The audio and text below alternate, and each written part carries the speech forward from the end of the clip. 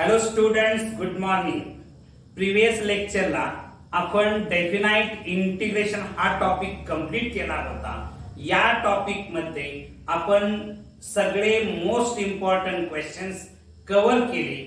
Question selection करत असताना सगळे कन्सेप्ट क्लिअर होतील असे कन्सेप्च्युअल क्वेश्चन्स आपण सिलेक्ट केले होते आणि ते सगळे क्वेश्चन्स आपण कव्हर केले होते. आज आपण पाहणार आहोत applications of definite integration. applications of definite integration चा सिंपल मीनिंग आहे की डेफिनाइट इंटिग्रेशन चे उपयोग, डेफिनाइट इंटिग्रेशन चा यूज.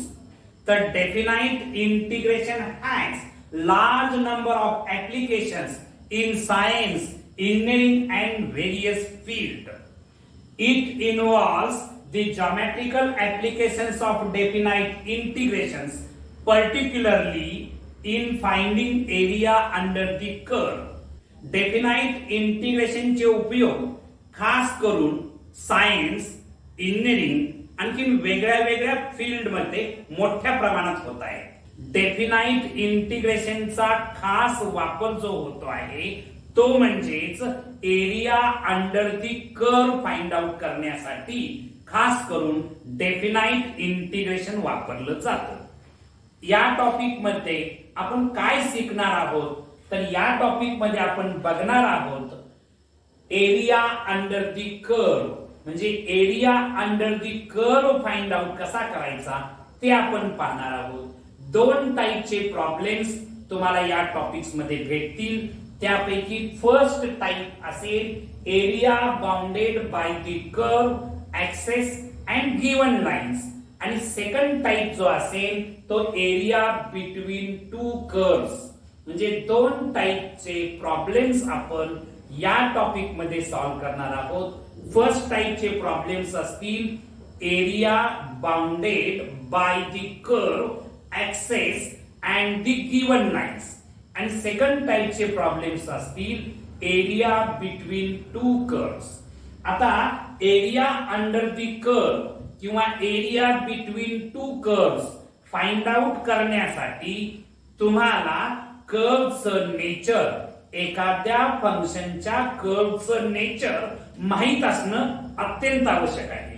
तुम्हाला कर्वचं जर नेचर माहिती नसेल तर तुम्ही ग्राफ स्केच करू शकणार नाही, आणि तुम्हाला ग्राफ स्केच करता आला नाही तर या डेफिनाइट इंटिग्रेशनच्या आधारे त्या कर्वच्या अंडर असणारा एरिया फाइंड आउट करणं अवघड जाईल.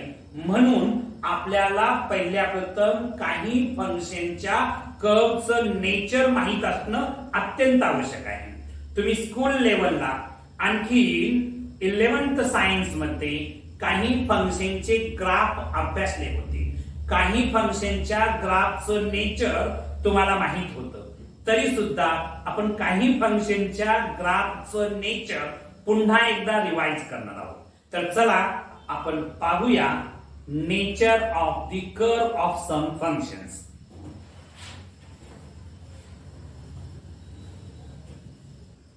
तर नेक्स्ट कन्सेप्ट आपण बघणार आहोत.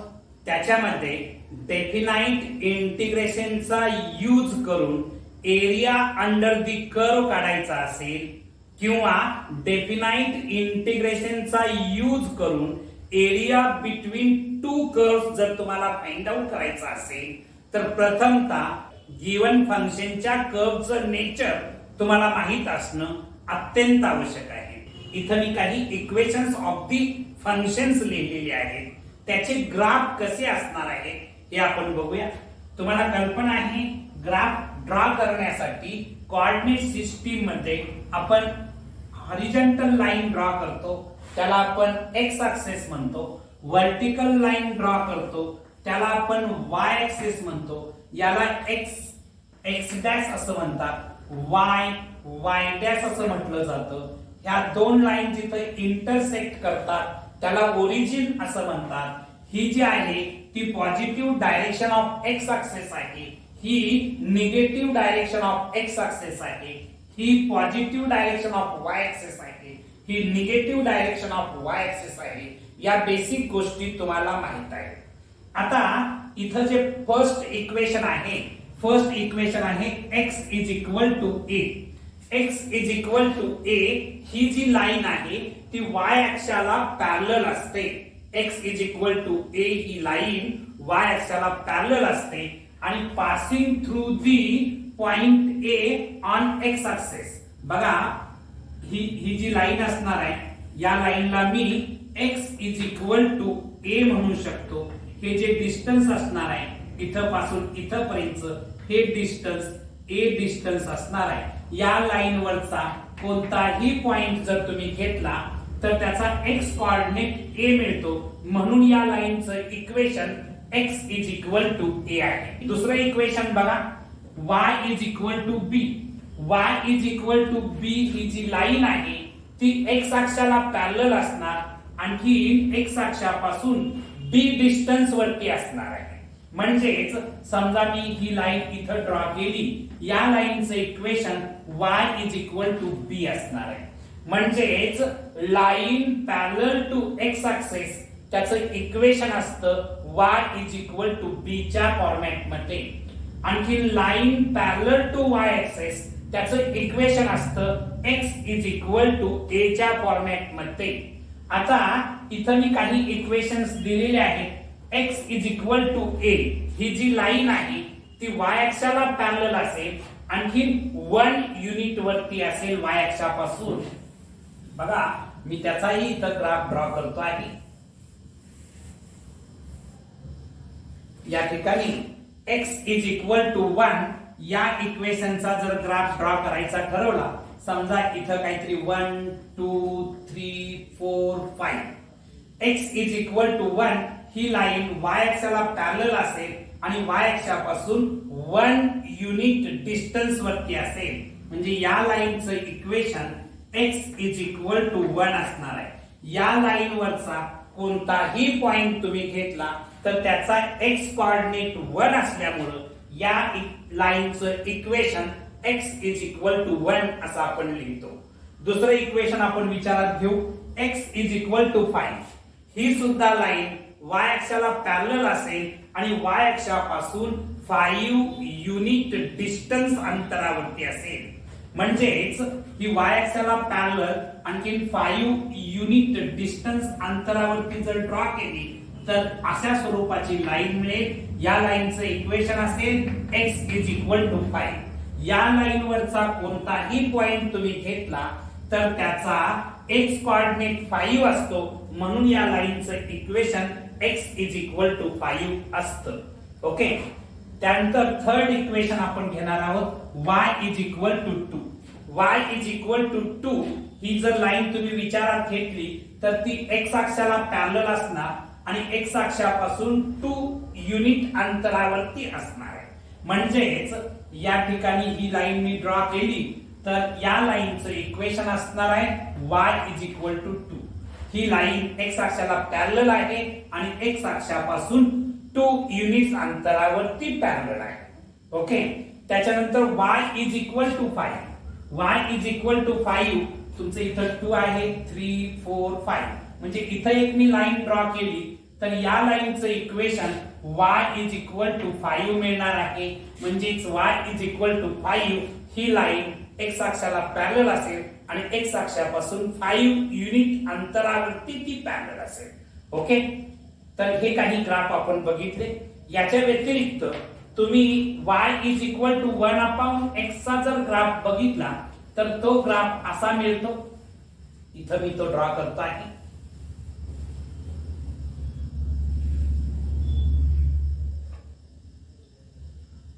तर बघा या ठिकाणी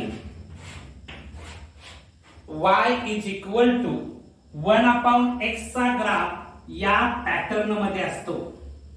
y is equal to 1 upon x चा ग्राफ तुम्हाला अशा पॅटर्न मध्ये भेटेल. याचं इक्वेशन असताना y is equal to 1 upon x या स्वरूपाचा ग्राफ आपल्याला मिळेल.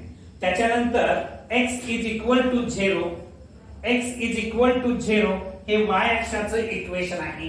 कारण y अक्षावरचा कोणताही पॉइंट घेतला तर त्याचा x कोऑर्डिनेट 0 असतो म्हणून y अक्षाचं equation x is equal to 0 असणार आहे. आणखी y इज इक्वल टू 0 हे x अक्षाचं इक्वेशन आहे, कारण x अक्षावरचा कोणताही पॉइंट घेतला तर त्याचा y कोऑर्डिनेट 0 असतो, म्हणून x अक्षाचं equation y is equal to 0 असतं. त्याच्यानंतर तुम्ही हे जे लास्टचं इक्वेशन मी इथं लिहिलेलं आहे y is equal to x plus 3, या इक्वेशनचा जर तुम्ही ग्राफ काढला तर हा ग्राफ सर्वसाधारणपणे y अक्षाला 3 मध्ये कट करणार आहे, कारण याचा y इंटरसेक्ट 3 आहे, y इंटरसेक्ट 3 आहे. आणखी y is equal to mx plus c, याच्यामध्ये m म्हणजे स्लोप ऑफ दी लाईन असतो, आणखी c म्हणजेच y इंटरसेक्ट असतो, म्हणून हे जे इक्वेशन आहे y is equal to x plus 3 याचा y इंटरसेक्ट 3 आहे आणि स्लोप याचा 1 असणार आहे. जेव्हा y is equal to mx plus c या फॉर्मॅट मध्ये इक्वेशन असतं, आणखी हा स्लोप जर पॉझिटिव्ह असेल तर तुमची लाईन x अक्षाच्या पॉझिटिव्ह डायरेक्शनशी ऍक्यूट अँगल करते. आणखी m जर निगेटिव्ह असेल म्हणजे स्लोप जर निगेटिव्ह असेल तर तुमची लाईन x अक्षाच्या पॉझिटिव्ह डायरेक्शनशी ऑब्ट्यूज अँगल करते. बघा, जर आता इथं बघायचं y is equal to x plus 3 ही लाईन y अक्षाला 3 मध्ये कट करते आणि x अक्षाच्या पॉझिटिव्ह डायरेक्शनशी ती ऍक्यूट अँगल करते, म्हणजे हा अँगल जो आहे तो ऍक्यूट अँगल असणार. या लाईनचं equation y is equal to x plus 3 असणार आहे. ठीक आहे. समजा स्लोप जर निगेटिव्ह असेल तर ती ऑब्ट्यूज अँगल करते, हे लक्षात ठेवा. ओके. आता आपण नेचर ऑफ कर्व मध्ये काही पॅराबोलाच्या ग्राफचं नेचर बघणार आहोत. तर बघा, इक्वेशन ऑफ पॅराबोला, इथं फर्स्ट इक्वेशन आहे y² is equal to 4x. हे जे इक्वेशन आहे हे राईट हँड पॅराबोलाचं इक्वेशन आहे आणि राईट हँड पॅराबोलाच्या ग्राफचं नेचर तुम्हाला माहिती आहे. हा माझा x ऍक्सिस आहे, हा y ऍक्सिस आहे, याला आपण x डॅश y डॅश म्हणणार आहे, ओरिजिन आहे. तर राईट हँड पॅराबोला या टाइपचा पॅराबोला असतो, त्याला आपण राईट हँड पॅराबोला म्हणतो. या इक्वेशनच्या ग्राफचं नेचर या पॅटर्न मध्ये असणार आहे. याचं equation y² is equal to 4x असणार आहे. ओके. त्याच्यानंतर y² is equal to -4x हे जे इक्वेशन आहे हे लेफ्ट हँड पॅराबोलाचं इक्वेशन आहे, म्हणजेच लेफ्ट हँड पॅराबोलाचा ग्राफ असा असणार आहे. या टाइपचा जो ग्राफ असणार आहे याला आपण लेफ्ट हँड पॅराबोला म्हणतो. याचं equation y² is equal to -4x असणार आहे.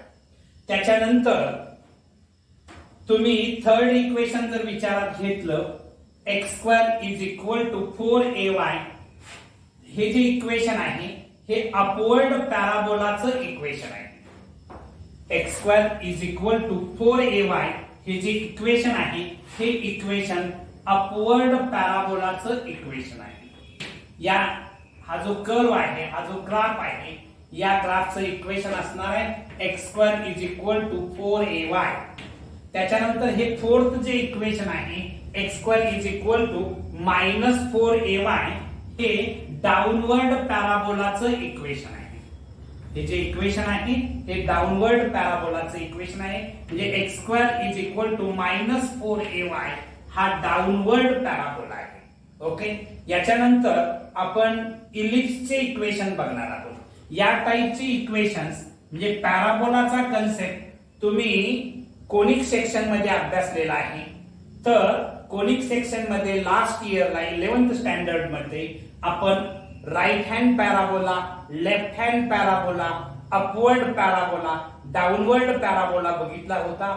त्या कर्वचं नेचर काय राहतं हे आपण बघितलं होतं. ते पुन्हा एकदा आपण फक्त रिवाइज केलेलं आहे. ओके. याच्यानंतर आपण बघणार आहोत इलिप्स या कर्वचं नेचर बघणार आहोत. नेक्स्ट कन्सेप्ट आपण पाहणार आहोत equation of the ellipse and nature of the curve of the ellipse हा कन्सेप्ट पाहणार आहोत.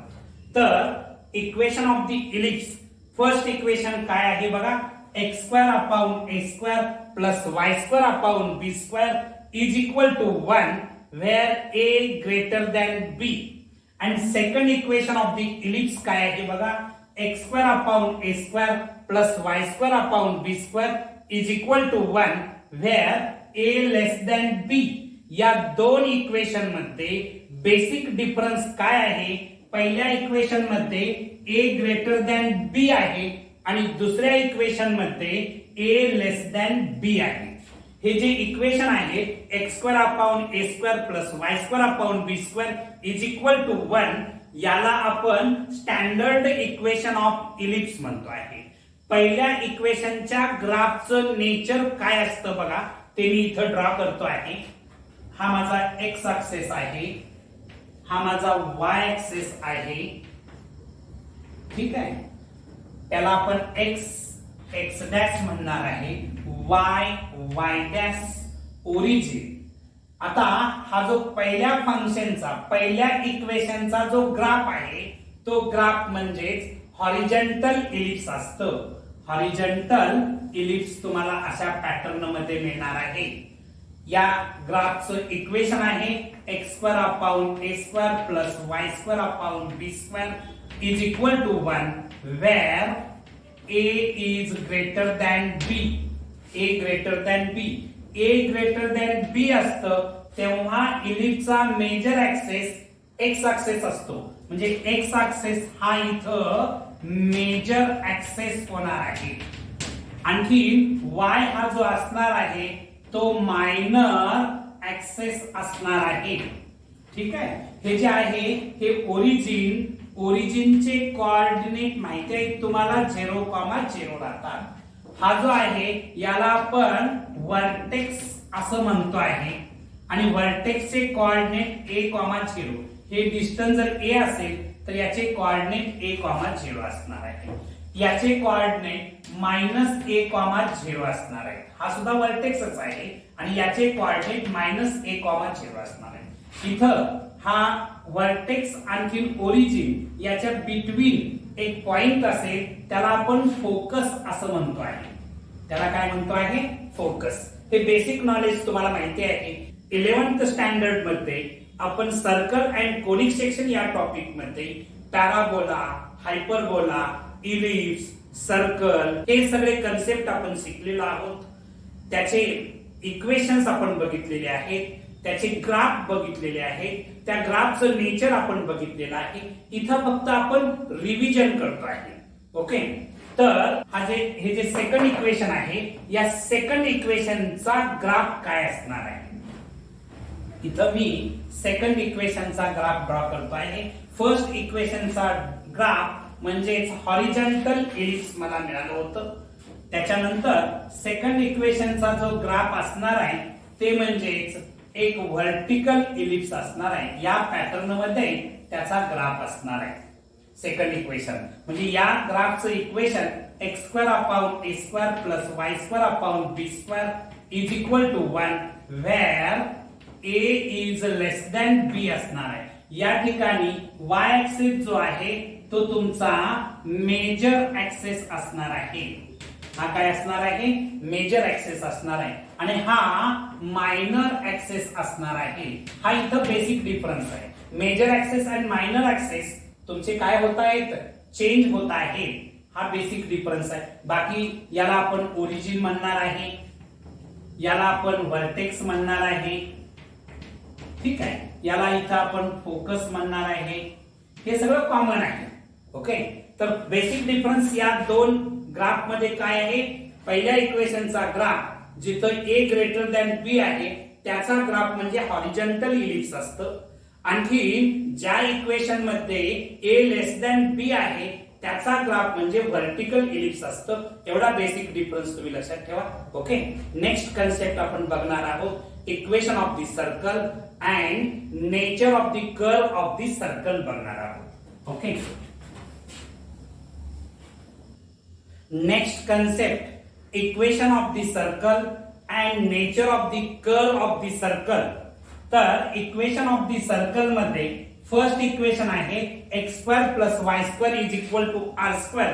या इक्वेशनला standard equation of the circle असं म्हणतात. स्टँडर्ड इक्वेशनचा कन्सेप्ट तुम्हाला माहिती आहे की समजा ही माझ्याकडे एक्स ऍक्सिस आहे, हा वाय ऍक्सिस आहे, आणखी इथे एक मी सर्कल ड्रॉ केलं की ज्या सर्कलचं सेंटर ऍट दी ओरिजिन आहे, ज्या सर्कलचं सेंटर ओरिजिनला असतं त्या सर्कलला आपण स्टँडर्ड सर्कल असं म्हणतो आहे. आणि त्याचं equation x square plus Y square is equal to R square असतं.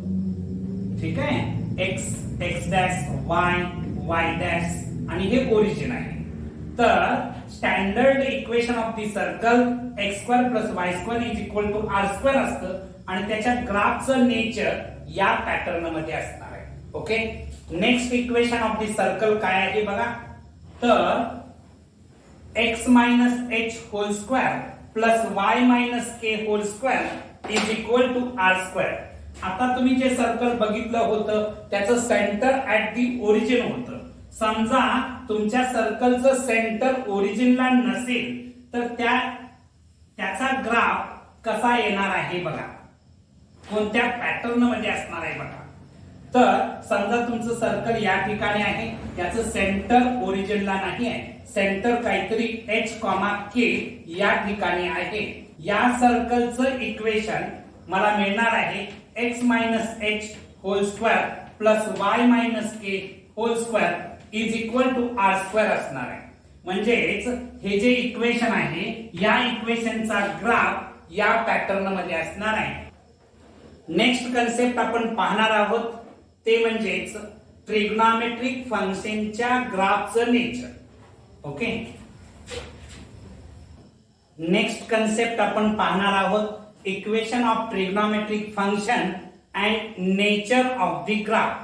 तर बघा, first trigonometric function y is equal to sine x, y is equal to sine x या फंक्शनच्या ग्राफचं नेचर नेमकं कसं असतं बघा. या ठिकाणी मी एक्स ऍक्सिस ड्रॉ करतो, इथं वाय ऍक्सिस आहे, याला तुम्ही एक्स डॅश वाय डॅश असं नाव देणार. ते ओरिजिन आहे. इथं समजा काहीतरी पाय आहे, इथं 2 पाय आहे. ओके, इथं असणार आहे पाय बाय 2, इथं असणार आहे 3 पाय बाय 2 असणार आहे.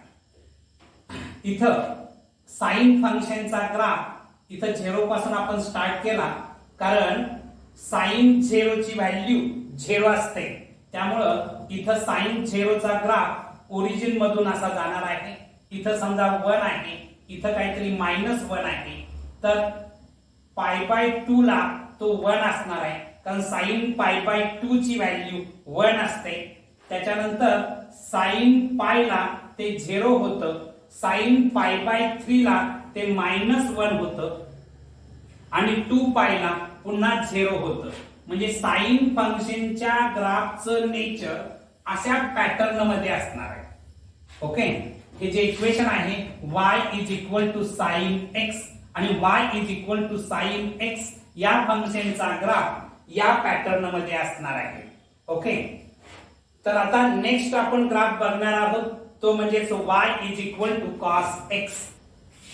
नेक्स्ट फंक्शन आपण बघणार आहोत y is equal to cos x. या फंक्शनच्या ग्राफचं नेचर जर आपण बघायचं ठरवलं तर बघा, कॉस 0 ला कॉस 0 ची व्हॅल्यू 1 असते आणि त्यामुळं तुमचा ग्राफ इथून स्टार्ट होतो.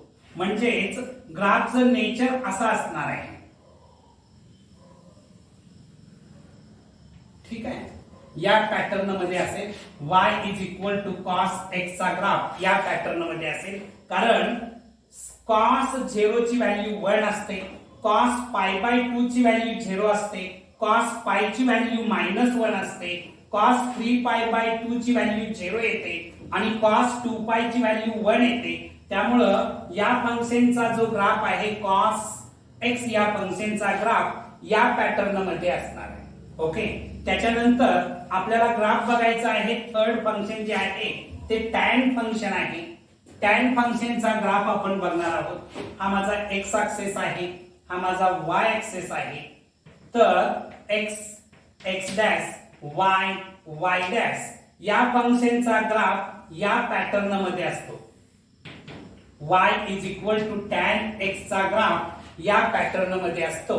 तेव्हा तुम्ही फक्त टॅन फंक्शन च्या ग्राफचा पॅटर्न जरी लक्षात ठेवला तरी रफ डायग्राम स्केच करण्यासाठी तुम्हाला याचा चांगल्या पद्धतीने उपयोग होणार आहे. या तीन फंक्शनचे ग्राफचं नेचर माहित असणं या टॉपिकच्या दृष्टीने महत्वाचं आहे.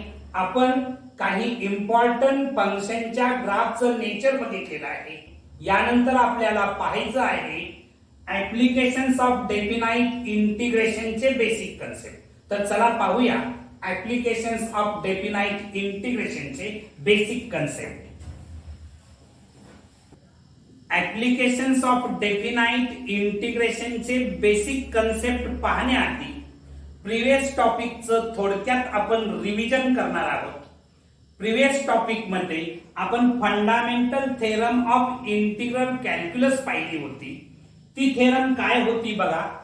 If integration of F of x DX is equal to G of X plus C, then integration from A to B F of x DX is equal to G of B minus G of A, याला आपण fundamental theorem of integral calculus असं म्हटलं होतं.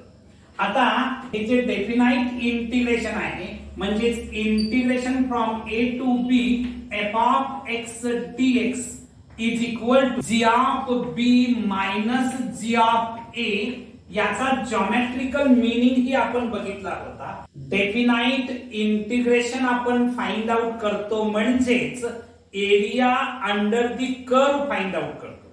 कोणता area find out करतो आहे. Area bounded by the curve x axis and line x is equal to a and line x is equal to b यांनी bound केलेला एरिया काढणं म्हणजेच डेफिनाइट इंटिग्रेशनची व्हॅल्यू फाइंड आउट करणं, असा geometrical meaning of definite integration आपण पाहिलेला होता. आता आपण basic concept of applications of definite integration बघणार आहोत. Next concept area under a curve. तर समजा माझ्याकडे एक फंक्शन आहे y is equal to f of x नावाचं फंक्शन आहे. हे फंक्शन कंटिन्युअस आहे in closed the interval a comma b. F of x is a function which is continuous in closed the interval a comma b. या फंक्शनचा मी पहिल्या प्रथम graph draw करतो. हा माझा एक्स ऍक्सिस आहे, हा वाय ऍक्सिस आहे.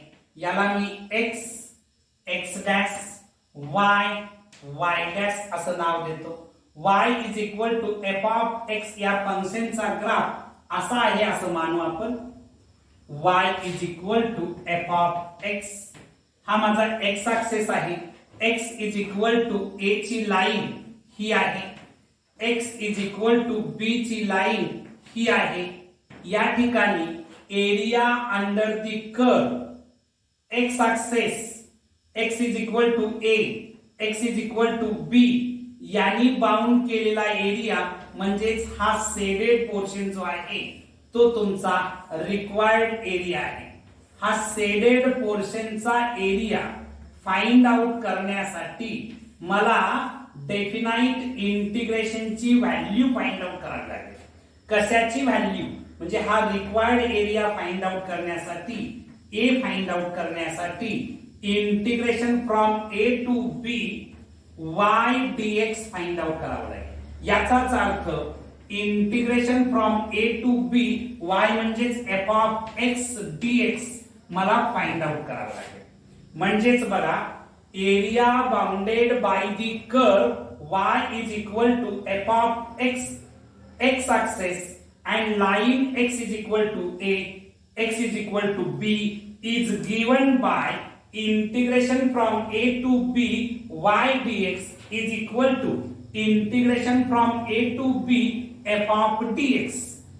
या फॉर्म्युल्याच्या आधारे आपल्याला रिक्वायर्ड एरिया म्हणजेच area bounded by the curve x axis and line x is equal to a and x is equal to b आपल्याला मिळवता येईल. ओके, नेक्स्ट कन्सेप्ट आपण पाहणार आहोत.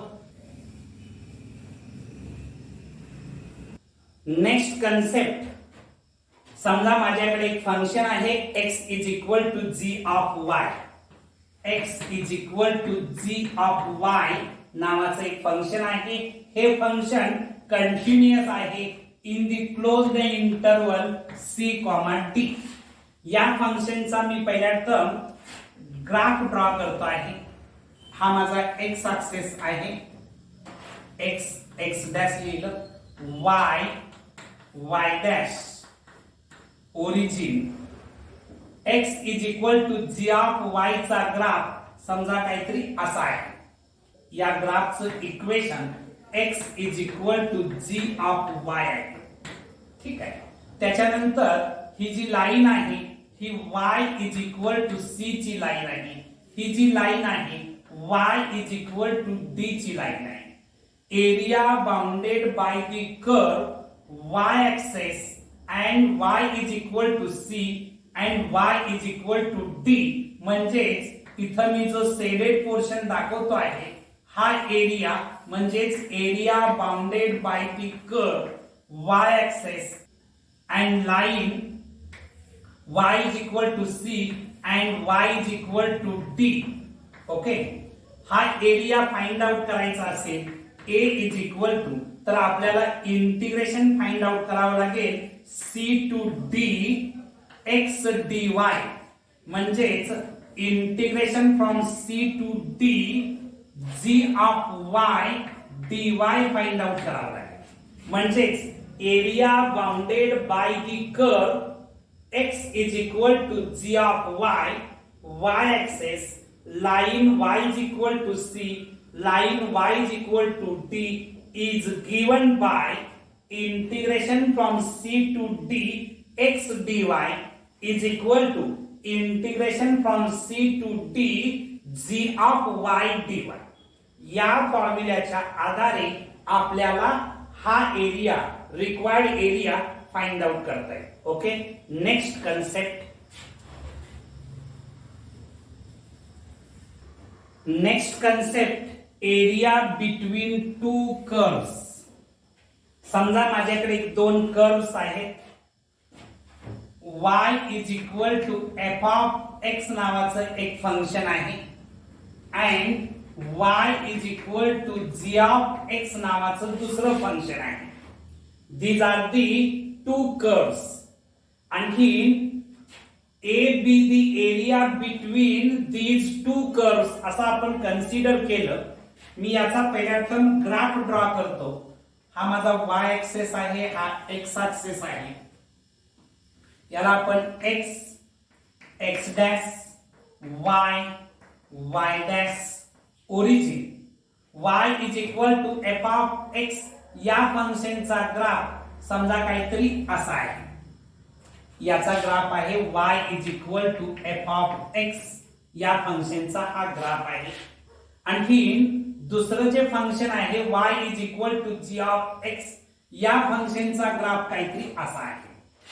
y is equal to g of x असा या फंक्शनचा ग्राफ आहे. त्याच्यानंतर ही जी लाईन आहे ही x is equal to a ची लाईन आहे.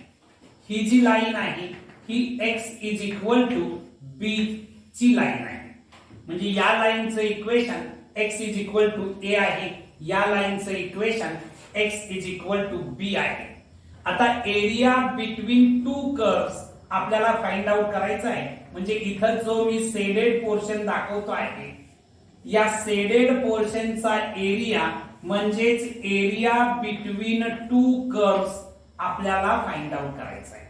हा एरिया फाइंड आउट करायचा असेल, हा समजा ए कॅपिटल ए ना आपण डिनोट केला, तर ए फाइंड आउट करण्यासाठी मी काय करणार बघा, area bounded by the curve y is equal to f of x axis and line x is equal to a and line x is equal to b यानं bound केलेला area त्याला समजा आपण a1 म्हटलं. त्याच्यानंतर area bounded by the curve y is equal to g of x axis and line x is equal to a and line x is equal to b यानं bound केलेल्या एरियाला आपण a2 म्हटलं. तर a1 च्या एरियातून a2 चा area minus करावा लागेल म्हणजे area required area is equal to a1 minus a2 करावं लागेल. a1 म्हणजेच इथं आता लिहितो a is equal to a1 म्हणजेच integration from a to b integration from a to b f of dx असणार आहे. f of dx minus a2 म्हणजेच integration from a to b integration from a to b g of x dx असणार आहे. a2 म्हणजे बघा area between two curves जर find out करायचा असेल तर मला फर्स्ट कर्वच्या अंडर येणारा एरिया मायनस सेकंड कर्वच्या अंडर येणारा एरिया आपल्याला फाइंड आउट करावा लागेल. ओके, हा बेसिक कन्सेप्ट तुम्ही लक्षात ठेवा. इथं मी लिहिलेला आहे let y is equal to f of x and y is equal to g of x be the equation of two curves. Let a be the area between y is equal to f of x and y is equal to g of x. Then area required area is equal to mod a1 minus a2. a1 means area bounded by y is equal to f of x axis and line x is equal to a x is equal to b. आणखी a2 म्हणजेच area bounded bye y is equal to g of x axis and line x is equal to a and line x is equal to b. Okay, next concept आपण पाहणार आहोत.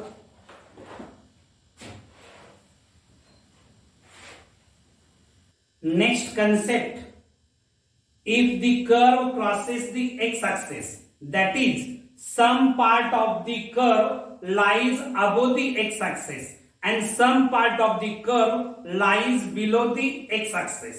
या केस मध्ये area under the curve कसा find out करायचा तो बघा. इथं मी एक फंक्शन घेतो आहे y is equal to f of x नावाचं फंक्शन आहे. या फंक्शनचा मी ग्राफ ड्रॉ केला. समजा हा माझा y ऍक्सिस आहे, हा माझा x ऍक्सिस आहे. इथं याचा मी ग्राफ ड्रॉ केला. हा ग्राफ काहीतरी असा आहे असं मानू. इथं x is equal to a ची लाईन आहे, ही x is equal to b ची लाईन आहे. तुम्हाला रिक्वायर्ड एरिया म्हणजे एरिया अंडर द कर्व म्हणजे area bounded by the curve x axis and line x is equal to a and line x is equal to b find out करायचा आहे. तर हा area समजा हा एरिया a1 येतो, आणखी हा एरिया a2 येतो म्हणजे रिक्वायर्ड एरिया a तुम्हाला फाइंड आउट करायचा आहे. हा पॉइंट काहीतरी c आहे असं समजा. तर required area a is equal to याला मी x डॅश नाव देतो, याला y dash origin. Required area a is equal to integration from a to c f of x dx plus integration from c to b f of x dx. या दोन इंटिग्रेशनची सम केल्यानंतर तुम्हाला required area मिळेल. म्हणजेच required area a is equal to a1 plus a2 मिळणार आहे. a1 plus a2 तुम्ही याला मॉड मध्ये लिहू शकताय कारण बिलो दी एक्स ऍक्सिस जो एरिया आहे तो कदाचित निगेटिव्ह असू शकतो आणि एरिया नेव्हर निगेटिव्ह म्हणून आपण हे मॉड मध्ये लिहिलेलं आहे. कारण mod function always gives positive value. Mod फंक्शनला दुसरं नाव आहे पॉझिटिव्ह फंक्शन, कारण ते ऑलवेज पॉझिटिव्ह व्हॅल्यू देतं म्हणून आपण त्याला मॉड मध्ये टाकतो आहे. या टाईपनं तुम्ही जर कर्व क्रॉस करत असेल ऍक्सेसला तर या पॅटर्न मध्ये तुम्ही त्याचा area under the curve find out करू शकता. ओके, तर आज आपण ऑलमोस्ट सगळे बेसिक कन्सेप्ट या टॉपिकचे बघितलेले आहेत. बाकी आवश्यक असणारे कन्सेप्ट एक्झाम्पल सोडवताना सुद्धा आपण पाहणार आहोत. तर इथं आज आपण थांबू. थँक्यू.